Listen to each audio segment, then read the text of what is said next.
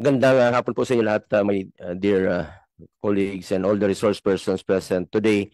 Salamat, Senator Coco Pimentel, for hearing these bills. No, Mr. Chair, the 1998 Philippine Constitution upholds the inherent dignity and rights of every Filipino, mandating the state to respect human rights and provide special protection and assistance to children, including ensuring access to basic services. Napakahalaga po ng ating obligasyon at tiyakin ang karapatan ng bawat Pilipino, lalong-lalo na po yung mga bata, na maibigay ang kanilang mga pangunahing pangangailangan. In line with these constitutional values, Act number 3753, also known as the Law on Registry of Civil Status, was enacted and served as the cornerstone of civil registration rules, procedures, and activities in the country for nearly a century. Over time, additional laws have been introduced to complement and enhance its provisions. However, despite the constitutional mandate and the existence of laws supporting civil registration, according to the Philippine Statistics Authority, approximately 3.7 million Filipinos remain unregistered at birth. Isa po itong nakakabahalang bilang, lalo na't karamihan sa mga hindi rehistrado ay kabilang po sa mga mahirap at vulnerable na sector, katulad ng ating mga indigenous peoples at mga batang naninirahan sa mga malalayong lugar. Hindi lang po dito sa registration ang nagiging problema natin, lalo-lalo na po sa malalayong lugar, including medical, yung access sa gobyerno, sobrang layo nila sa urbanized area.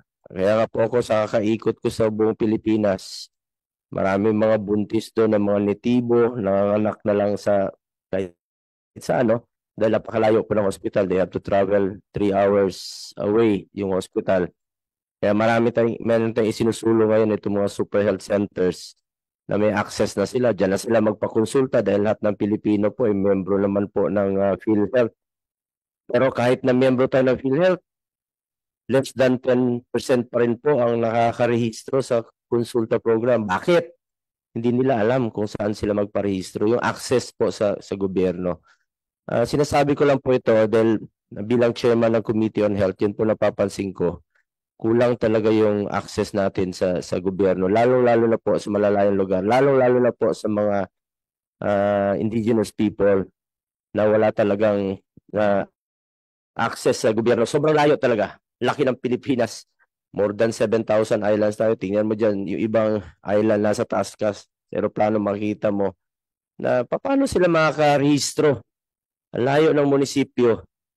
Hindi lang po sa birth, no, sa lahat ng bagay. So wala yung ilapit natin ang serbisyo ng gobyerno sa ating mga kababayan. Tayo po ang dapat lumapit sa kanila. Balikan ko lang po ang rehistro. Ang kawalan ng rehistro ay hindi lamang kawalan ng pangalan sa papel. Ito rin ay kawalan ng pagkakakilanlan at karapatang access sa mga serbisyo ng gobyerno tulad ng edukasyon, kalusugan at iba pang benepisyo. It is a systemic issue that deprives millions of Filipinos of their basic and fundamental rights. Kaya naman nararapat lang na bigyan natin ito ng masusing pansin at solusyon.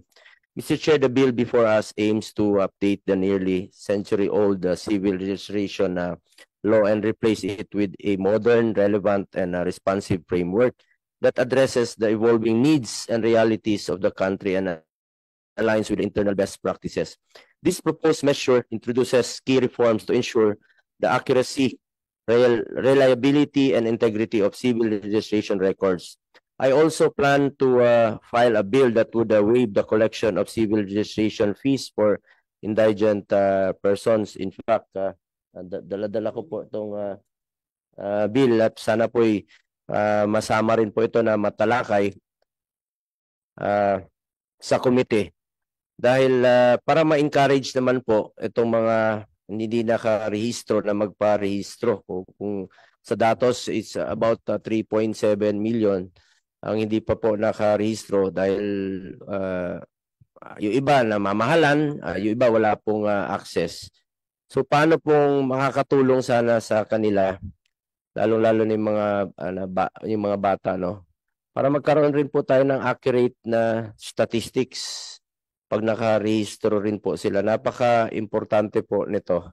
Sir Chair, let us commit to addressing the systemic gaps in our civil registration and vital statistics system. By doing so, we honor the principles and enshrine in our Constitution and reaffirm our duty to protect the most vulnerable among us, especially our children, mga kapatid nating katutubo at mga nasa liblib na lugar. Ako witness po ako dyan.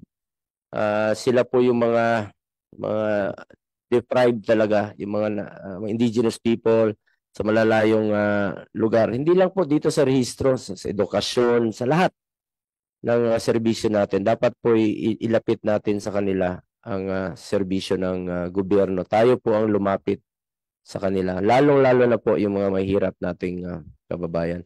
Salamat po, Mr. Chair, Senator Coco Pimentel, sa pagdinig na ito.